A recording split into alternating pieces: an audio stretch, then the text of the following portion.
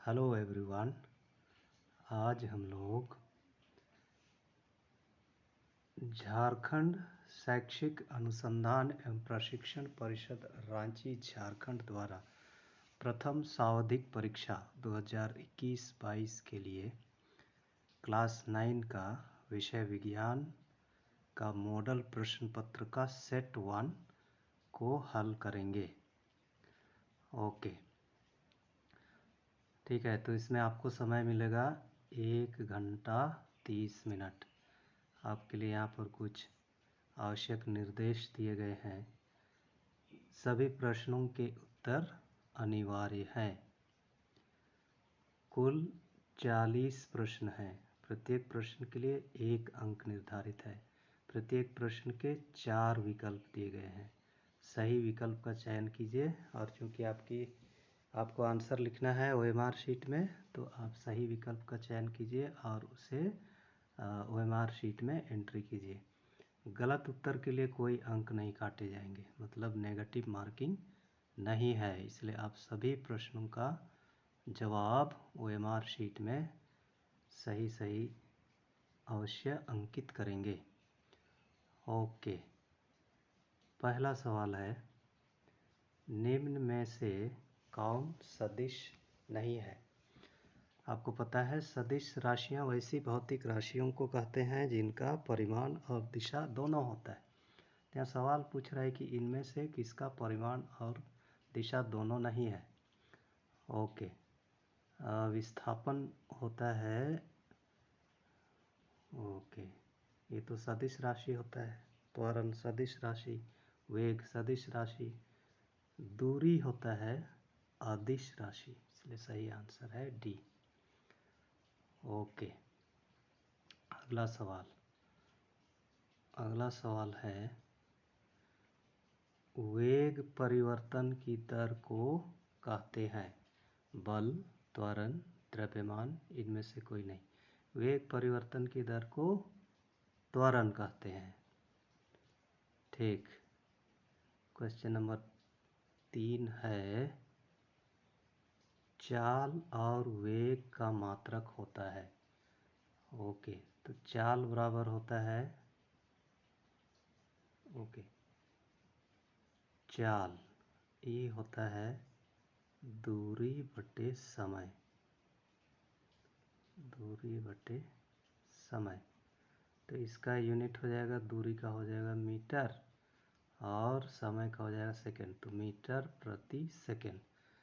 Okay, अब विस्थापन बटे समय बराबर होता है वेग। ठीक है, वेग बराबर होता है विस्थापन बटे समय। ठीक है, विस्थापन बटे समय। तो विस्थापन का मात्रक मीटर। ओके, मीटर बटे समय मतलब मीटर प्रति सेकंड। ओके, तो करेक्ट आंसर है ऑप्शन नंबर ए। ठीक, अगला सवाल है, ओडोमीटर मापता है चाल, त्वरण, वेग, दूरी। ओके, तो ओडोमीटर मापता है दूरी। ओके, वो चक्का कितनी बार घूमता है, नंबर ऑफ रोटेशंस, उसको कैलकुलेट करता है। फिर उस चक्के का परिधि को कैलकुलेट करता है और उसके हिसाब से बताता है कि ये कितना डिस्टेंस तय किया है। ठीक है, स्पीडोमीटर और एक होता है स्पीडोमीटर, वो बताता है चाल, है ना, कितना स्पीड से गाड़ी चल रही है। ओके, ठीक। अब आते हैं क्वेश्चन नंबर 5। क्वेश्चन नंबर 5 है, 20 मीटर प्रति सेकंड का किलोमीटर प्रति घंटा में मान होगा 36 किलोमीटर प्रति घंटा, 72 किलोमीटर प्रति घंटा, 30 किलोमीटर प्रति घंटा, 20 किलोमीटर प्रति घंटा। ओके, तो 20 मीटर प्रति सेकंड मतलब 20 मीटर बटे 1 सेकंड। अब 20 मीटर को किलोमीटर में बदलने के लिए हम इसको 1000 से डिवाइड करेंगे बटे, अब 1 सेकेंड को हमको बदलना है घंटा में, ठीक है। तो 1 घंटा में 60 मिनट और 1 मिनट में 60 सेकेंड। ओके, तो इसको हल करेंगे तो हो जाएगा 20 बटे 1000 गुना 60 गुना 60 बटे 1, तो 0 0 0 0 कट गया, ये 0 भी कट गया। 6 छक 36, 36 दूना 72, इसलिए हमारा करेक्ट ऑप्शन है ऑप्शन नंबर बी। ओके, चलिए क्वेश्चन नंबर 6। क्वेश्चन नंबर 6 कहता है एक कार की चाल 15 मीटर की दूरी तय करने में 18 किलोमीटर प्रति घंटा से 36 किलोमीटर प्रति घंटा हो जाती है, तो कार का त्वरण क्या है। ओके, तो इस प्रकार के सवाल के लिए आपको गति के 3 समीकरण जानने होंगे, ठीक है। पहला समीकरण है v equal to u plus a t. दूसरा समीकरण है s equal to u t plus half a t square. तीसरा समीकरण है v square equal to u square plus 2as, या इसको बोल सकते हैं तीसरा को v square minus u square equal to 2as। यहाँ v है अंतिम वेग, ओके, अंतिम चाल, u है प्रारंभिक वेग, a है त्वरण, t है टाइम, s है तय की गई दूरी या विस्थापन। ओके, चलिए इसको हल करते हैं पहले, ठीक है। तो 15 मीटर की दूरी, तो s बराबर दिया हुआ है 15 मीटर।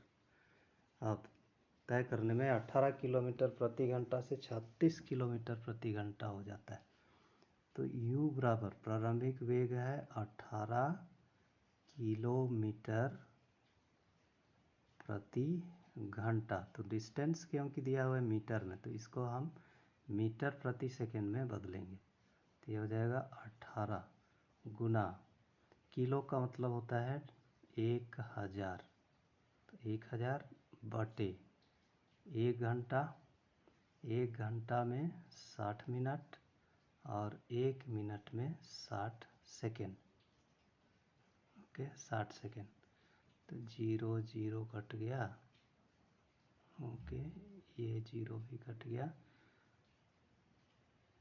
6 तिया 18, ओके 6 तिया 18, फिर 3 दूना 6, 2 पचे 10, तो ये हो जाएगा 5 मीटर प्रति सेकेंड, तो ये हुआ 5 मीटर प्रति सेकेंड। ठीक ऐसा ही हम निकालेंगे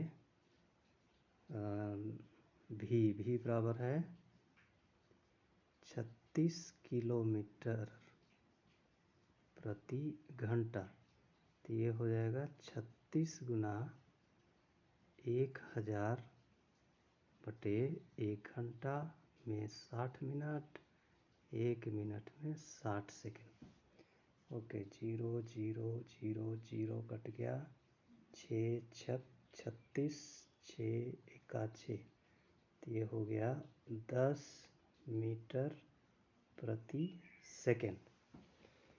ठीक है, तो हमारे पास s है, u है और v है, हमको कैलकुलेट करना है त्वरण, मतलब a कैलकुलेट करना है, तो इसलिए हम क्या करेंगे, गति का तीसरा समीकरण से हम लिख सकते हैं, ओके तीसरा समीकरण से हम लिख सकते हैं v² minus u² equal to 2as।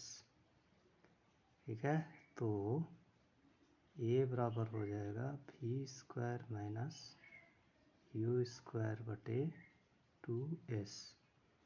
तो ये हो जाएगा 10² माइनस 5² बटे 2 गुना 15। ओके, तो ये हो जाएगा 10 दहिए 100 माइनस 5 पचे 25 बटे 15 दूना 30। तो ये होगा 75 बटे 30। ओके, अब इसको हम काट देंगे। वैसे तो इसको कर सकते हैं 3 का पहाड़ा से भी। 3 एका 3, 3 दूना 6, 3 बचे 15। तो ये आ गया 25 बटे 10 बराबर 2.5। इसलिए हमारा आंसर है 2.5 मीटर प्रति सेकेंड स्क्वायर। ओके, ठीक। अब आते हैं अगले सवाल पर। बल का SI मात्रक है मीटर प्रति सेकेंड, किलोग्राम मीटर प्रति सेकेंड, न्यूटन, इनमें से कोई नहीं। तो बल का SI मात्रक होता है न्यूटन, ऑप्शन नंबर सी। ठीक है, अब आते हैं क्वेश्चन नंबर 8। क्वेश्चन नंबर 8 कहता है 1 न्यूटन किसके बराबर होता है? 1 किलोग्राम मीटर प्रति सेकेंड स्क्वायर, 1 किलोग्राम सेंटीमीटर प्रति सेकेंड स्क्वायर, 1 ग्राम मीटर प्रति second square, option number D है 1 kg मीटर प्रति सेकेंड। ओके, तो न्यूटन के गति के दूसरे नियम से F बराबर होता है mass into acceleration. Okay, mass into acceleration, द्रव्यमान गुना त्वरण। त्वरण का मास का द्रव्यमान होता है kg और त्वरण का होता है मीटर प्रति सेकेंड स्क्वायर। तो 1 न्यूटन बराबर होता है 1 किलोग्राम मीटर प्रति सेकेंड स्क्वायर। तो ऑप्शन नंबर ए। ठीक, अब अगला सवाल है 3 पिंड ABC के द्रव्यमान क्रमशः 5 kg, 2 kg और 10 kg है। मतलब A का द्रव्यमान 5 kg, B का 2 kg और C का 10 kg है। इसमें किसका जड़त्व सबसे कम होगा?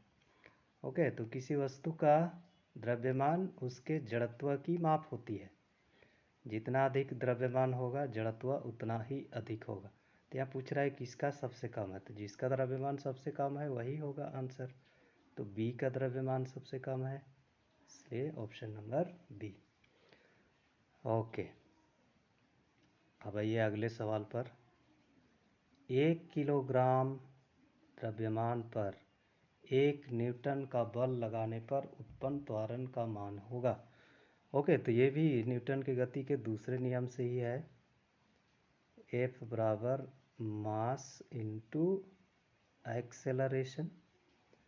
तो यहाँ निकालना है त्वरण ए बराबर होगा F बटे m द्रव्यमान। ओके, बराबर यहाँ फोर्स है, बल है 1 न्यूटन और द्रव्यमान भी है 1 kg। तो त्वरण हो जाएगा 1 मीटर प्रति सेकेंड स्क्वायर। तो सही आंसर है option number D.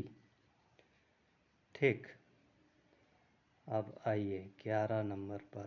Question number 11। Question number 11 है न्यूटन के गति के पहले नियम से मिलता है। ओके, बल मापने का सूत्र, जड़त्व की परिभाषा, चाल मापने का सूत्र, त्वरण की परिभाषा। तो न्यूटन की गति का पहला नियम बोलता है कि यदि कोई वस्तु स्थिर है तो स्थिर ही रहना चाहती है, और गतिशील है तो एक सरल रेखीय पथ पर तब तक गतिशील ही रहना चाहती है जब तक कि उस पर कोई बाह्य बल आरोपित ना हो। ओके, और जड़त्व पदार्थ का वह गुण होता है जिसके कारण वह, यदि वह विराम की अवस्था में है तो विराम की अवस्था में ही रहना चाहती है, और गति की अवस्था में है तो एक सरल रेखीय पथ पर गति की अवस्था में ही रहना चाहती है, तो उस गुण को जड़त्व बोलते हैं। तो इस प्रकार न्यूटन के गति के पहले नियम से मिलता है जड़त्व की परिभाषा। ठीक। अगला सवाल, क्वेश्चन नंबर 12, न्यूटन के गति के कौन से नियम से बल मापने का सूत्र मिलता है?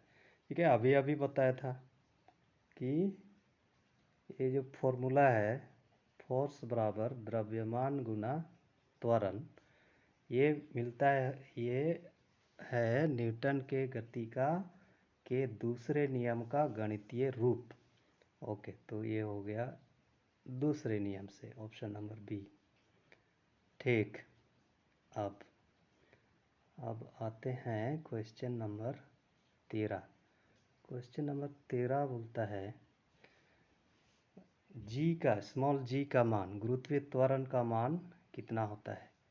9.8 न्यूटन, 9.8 मीटर प्रति सेकंड स्क्वायर, 9.8 सेंटीमीटर प्रति सेकंड स्क्वायर, 98 मीटर प्रति सेकंड स्क्वायर। तो इसका यूनिट होता है गुरुत्वीय त्वरण। गुरुत्वीय त्वरण का यूनिट होता है 9.8 मीटर प्रति सेकंड स्क्वायर। अब अगले सवाल पर आते हैं। अगला सवाल है कि 60 केजी द्रव्यमान के किसी मनुष्य का चंद्रमा पर भार होगा। कितना भार होगा? कोई व्यक्ति 60 केजी का है तो उसको चंद्रमा पर ले जाया जाए तो उसका भार कितना होगा? ओके, तो ये जो भार होता है, भार ये बराबर होता है द्रव्यमान गुना गुरुत्वीय त्वरण। तो इस व्यक्ति का द्रव्यमान है 60 केजी, तो पृथ्वी पर इसका भार कितना होगा?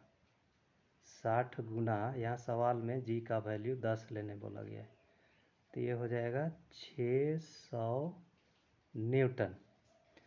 अब चंद्रमा पर किसी भी पदार्थ का भार पृथ्वी पर उसके भार का 1/6 गुना होता है। तो चंद्रमा पर इस व्यक्ति का भार हो जाएगा 1/6 गुना 600, 6 एका 6, 100 न्यूटन। ठीक है, चंद्रमा पर उसका भार हो जाएगा 100 न्यूटन। तो हमारा सही ऑप्शन है ऑप्शन नंबर सी। ओके, अब ठीक है, तो क्वेश्चन नंबर 1 से 14 तक का सवाल होगा फिजिक्स से। अब 15 से उधर आगे का कुछ सवाल केमिस्ट्री का होगा, फिर बायोलॉजी का होगा। ठीक है, चलिए अब आते हैं अगला सवाल। अगला सवाल है, शरबत बनाते समय पानी में चीनी मिलाने पर चीनी पानी में मिल जाता है, यह पदार्थ के कणों के किस गुण को दर्शाता है? ऑप्शन नंबर 1, पदार्थ के कणों के बीच रिक्त स्थान होता है, पदार्थ के कण गतिशील होते हैं, पदार्थ के कण एक दूसरे को आकर्षित करते हैं। यहाँ पर प्रिंटिंग मिस्टेक सब है, पदार्थ चिकन लिखा हुआ है, वहाँ कहाँ से पदार्थ चिकन आएगा? पदार्थ के कण एक दूसरे को आकर्षित करते हैं। तो ये तीनों ही पदार्थ के कणों के अभिलक्षकीय गुण हैं। लेकिन पानी में चीनी मिलाने पर चीनी का पानी में मिल जाना यह दर्शाता है कि पदार्थ के कणों के बीच रिक्त स्थान होता है। ठीक है, ऑप्शन नंबर ए। अब 16, निम्नलिखित में से कौन पदार्थ का उदाहरण है ना? आपको पता है पदार्थ की परिभाषा। पदार्थ वह होता है जिसका अपना द्रव्यमान होता है, जो स्थान घेरती है और जिन्हें हम अपने ज्ञानेंद्रियों द्वारा अनुभव कर सकते हैं। तो विचार, शीत, शीतल पेय, स्नेह। तो यहाँ पदार्थ है शीतल पेय ना, कोल्ड ड्रिंक्स। ओके, आइए अब आगे चलते हैं क्वेश्चन नंबर 17 पर। दो विभिन्न पदार्थों के कणों का स्वतः मिलना कहलाता है विसरण, वाष्पीकरण, घुलना, संपीड्यता। तो दो या दो से अधिक पदार्थों का आपस में स्वतः घुल मिल जाना कहलाता है विसरण। ओके, ठीक। अगला सवाल, किसी तत्व की द्रव्यमान प्रति इकाई आयतन को क्या कहते हैं? ओके, तो इसको बोलते हैं घनत्व। ठीक है, घनत्व। इसको ऐसे लिखते हैं, इसको पढ़ते हैं rho equal to m/v, mass per unit volume. तो इसको बोलते हैं घनत्व। ओके, ऑप्शन अगले पेज में है। ओके, पहला ही ऑप्शन सही है, घनत्व। ठीक है, घनत्व बराबर द्रव्यमान बटे आयतन। अब क्वेश्चन नंबर, अगला सवाल आते हैं, क्वेश्चन नंबर 19। क्वेश्चन नंबर 19 है, 2 ग्राम हाइड्रोजन 16 ग्राम ऑक्सीजन के साथ मिलकर 18 ग्राम जल का निर्माण करता है। यह किस नियम को प्रदर्शित करता है? ओके, तो 2 ग्राम हाइड्रोजन, ठीक है, तो हाइड्रोजन H2, एक हाइड्रोजन का एटॉमिक द्रव्यमान 1 होता है, 2 का 2 हो गया, तो 2 प्लस ऑक्सीजन का एटॉमिक द्रव्यमान 16 होता है, तो 2 प्लस 16 18। अब अगर हम जल का फॉर्मूला लिखेंगे H2O, तो ये भी हो जाएगा 2 गुना 1 प्लस 16 बराबर 18। तो इसमें द्रव्यमान का ना तो सृजन हो रहा है और ना ही उसका विनाश। तो द्रव्यमान संरक्षण का नियम है सही आंसर, जो कहता है कि किसी भी रासायनिक अभिक्रिया में द्रव्यमान का ना तो सृजन होता है और ना ही उसका विनाश। ठीक है, अब अगले सवाल पर आते हैं। ओके, जल में हाइड्रोजन एवं ऑक्सीजन की द्रव्यमान का अनुपात सदैव 1:8 होता है। यह किस नियम को दर्शाता है? तो इसमें हाइड्रोजन और ऑक्सीजन का अनुपात 1:8 होता है। कैसे होता है? या 2 हाइड्रोजन है, एक हाइड्रोजन का एटॉमिक द्रव्यमान 1 होता है, तो 2 का हो जाएगा 2 अनुपात ऑक्सीजन का एटॉमिक मास परमाणु द्रव्यमान होता है 16, तो इसको हम लिख सकते हैं 2 एका 2, 2 8 16, तो 1:8। तो ये सवाल है कि यह किस नियम को दर्शाता है? तो ये है स्थिर अनुपात का नियम।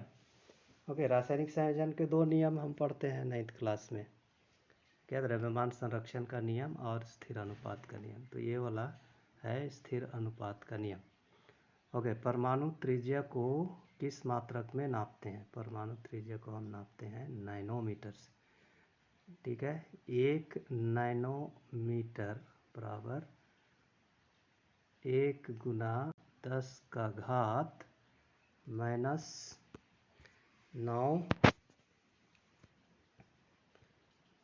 ओके, ठीक है। हम लोग थे क्वेश्चन नंबर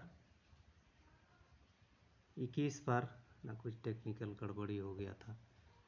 ओके, तो मैं बता रहा था कि परमाणु त्रिज्या को नैनोमीटर से मापते हैं, और 1 नैनोमीटर, नैनो को n से दर्शाया जाता है, ये बराबर होता है 1 गुना 10⁻⁹ मीटर। और ये बहुत बहुत बहुत छोटी संख्या है, इसलिए ना हम परमाणु को नहीं देख सकते। ओके, ठीक। अब आइए अगले सवाल पर। अगला सवाल है, परमाणु द्रव्यमान को किस इकाई में नापते हैं? तो परमाणु द्रव्यमान को मापने का इकाई होता है यूनिफाइड। ओके, यूनिफाइड मास। पहले AMU लिखते थे, एटॉमिक मास यूनिट।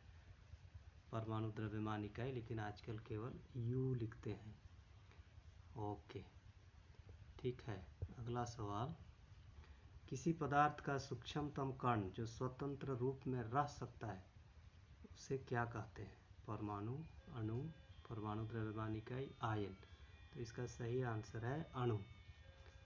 ओके, ठीक। अगला नंबर, जल की परमाणुकता कितनी है? 1, 2, 3, 4। तो इसका फॉर्मूला होता है जल का H2O। तो हाइड्रोजन 2 बार है, ऑक्सीजन 1 बार है, तो इसकी परमाणुकता हो जाएगी 2 + 1 3। सही आंसर है 3। Okay, option number C. Question number 25, निम्नलिखित में से किस यौगिक की परमाणुकता 5 है? अमोनिया। तो हमको इनका फॉर्मूला जानना होगा। अमोनिया होता है NH3, कार्बन डाइऑक्साइड होता है CO2, जल होता है H2O, और कैल्शियम कार्बोनेट होता है CaCO3। अब परमाणुकता की गिनती करें। इसमें नाइट्रोजन 1 बार, हाइड्रोजन 3 बार, तो इसकी परमाणुकता तो 4 है। अब कार्बन डाइऑक्साइड में ऑक्सीजन 2 बार, कार्बन 1 बार, परमाणुकता 3। कैल्शियम कार्बोनेट, कैल्शियम 1 बार, कार्बन 1 बार, ऑक्सीजन 3 बार, 3 और 1 4 और 1 5। तो सही आंसर है कैल्शियम कार्बोनेट। जल की परमाणुकता तो 3 होती है। ओके, अब अगला सवाल है, कैल्शियम हाइड्रोक्साइड का सूत्र लिखिए। कैल्शियम हाइड्रोक्साइड का सूत्र है CaOH2। ठीक है, CaOH2। तो हम क्या करते हैं सूत्र लिखने के लिए? संकेत लिखते हैं, फिर इधर उसकी संयोजकता। ओके, इसमें कैल्शियम है और OH है, तो कैल्शियम की संयोजकता 2, OH की संयोजकता 1। ठीक है, एक बॉन्ड बनाता है OH। फिर फॉर्मूला लिखते समय इसको अदला बदली कर देते हैं। कैल्शियम की संख्या 1 हो जाएगी, OH की संख्या 2 हो जाएगी। तो OH चूँकि एक इकाई के जैसे काम करता है, इसलिए फॉर्मूला लिखते समय OH की संख्या को दिखाने के लिए यहाँ पर ब्रैकेट लगाते हैं, तो CaOH2। ठीक है। अगला सवाल है, नाइट्रिक अम्ल का आणविक द्रव्यमान ज्ञात करें। ठीक है, नाइट्रिक अम्ल HNO3। ठीक है, तो हम इसमें जितने भी परमाणु हैं सबका परमाणु द्रव्यमान को जोड़ देंगे। हाइड्रोजन एक परमाणु संख्या 1 होता है, इसका परमाणु द्रव्यमान भी 1 U होता है, प्लस नाइट्रोजन 1 बार है, नाइट्रोजन का होता है 14। फिर ऑक्सीजन 3 बार है, एक ऑक्सीजन का परमाणु द्रव्यमान 16। तो ये हो जाएगा 1 + 14 + 16 दूना 32, 16 तिया 48। अब जोड़ देना है, 8 4 12। ठीक है, 8 4 12 और 1 13 के 3 हाथ में 1, 4 और 1 5, 5 और 1 6। तो ये हो गया 63, ऑप्शन नंबर ए। ठीक है। अब ओके, तो केमिस्ट्री का सवाल हो गया। अब आते हैं बायोलॉजी के कुछ सवाल। ठीक है, कोशिका की खोज किसने की? ठीक है, कोशिका की खोज किसने की? ऑप्शंस हैं रॉबर्ट हुक, ल्यूवेनहुक, पुरोंकज, स्लीडेन तथा स्वान। तो इसका सही आंसर है रॉबर्ट हुक। इन्होंने खोज की 1665 में। ओके, निम्नलिखित में कौन जीव एक कोशिकीय है? कौन जीव एक कोशिकीय है? पैरामीशियम, कवक, आम, अंडाणु। इसका सही आंसर है पैरामीशियम। ओके, ठीक। अगला है, चलिए अगले सवाल पर आते हैं। पादप कोशिका की सबसे बाहरी परत क्या है? प्लाज्मा झिल्ली, कोशिका भित्ति, केंद्रक, कोशिका द्रव्य। तो सबसे बाहरी परत होता है कोशिका भित्ति, सेल वॉल। ओके, अगला सवाल, कोशिका भित्ति बनी होती है, किसकी बनी होती है? Protein, carbohydrate, cellulose, lipid. तो ये होता है सेल्यूलोज का बना होता है। ओके, ठीक। अब आइए अगले सवाल पर। ओके, अगला सवाल है, कोशिका झिल्ली का कोशिका के बाहर से अपने भोजन तथा अन्य पदार्थ के ग्रहण करने की प्रक्रिया को क्या कहते हैं? वर्णनात्मक पारगम्य, इंडोसाइटोसिस, अवशोषण, अल्पराशरण। तो इसका सही आंसर है इंडोसाइटोसिस। ओके, अब क्वेश्चन नंबर 33, कोशिका में आनुवांशिक गुणों की सूचना कहाँ होती है? माइटोकॉन्ड्रिया में, कोशिका द्रव्य में, राइबोसोम में, गुणसूत्र में। तो आनुवांशिकी गुणों की सूचना होती है गुणसूत्र में, ऑप्शन नंबर डी। ओके, अब अगला सवाल, लाइसोसोम कौन बनाता है? तो लाइसोसोम बनाने का काम करते हैं गोल्जी उपकरण, क्या गोल्जी बॉडीज। ठीक, नेक्स्ट, किसी विशेष कार्य को करने के लिए कोशिका एक विशेष समूह बनाती है, इस समूह को क्या कहते हैं? अंग, अंगतंत्र, ऊतक, व्यष्टि। कोशिकाओं के समूह को ऊतक कहते हैं, टिश्यू। ओके, अगला सवाल, तना के शीर्षस्थ भाग में कौन सा ऊतक पाया जाता है? सबसे ऊपरी भाग में कौन सा ऊतक पाया जाता है? तो ये विभाज्यतक होता है, ये विभाजित होता है और इसीलिए ना उस पौधा का साइज बढ़ने लगता है। ओके, नेक्स्ट, क्वेश्चन नंबर 37, पौधों में पत्तियों द्वारा बने हुए भोजन का संवहन पौधे के सभी भागों में कौन ऊतक करता है? ठीक है, जाइलम, फ्लोएम, विभाज्योतक, पारेन्काइमा। इसका करेक्ट आंसर है फ्लोएम। ठीक है, फ्लोएम। ये पत्ती जो भोजन बनाती है प्रकाश संश्लेषण की प्रक्रिया द्वारा, उसको पौधे के सभी भागों में पहुंचाने का काम करता है। ओके, अगला सवाल, अस्थि एवं मांसपेशी को जोड़ने वाली रचना है ना। अस्थि को, हड्डी को मांसपेशी से जोड़ने वाली रचना क्या बोलते हैं? लिगामेंट बोलते हैं, टेंडन बोलते हैं, तंत्रिका, मांसपेशी। तो सही जवाब है टेंडन।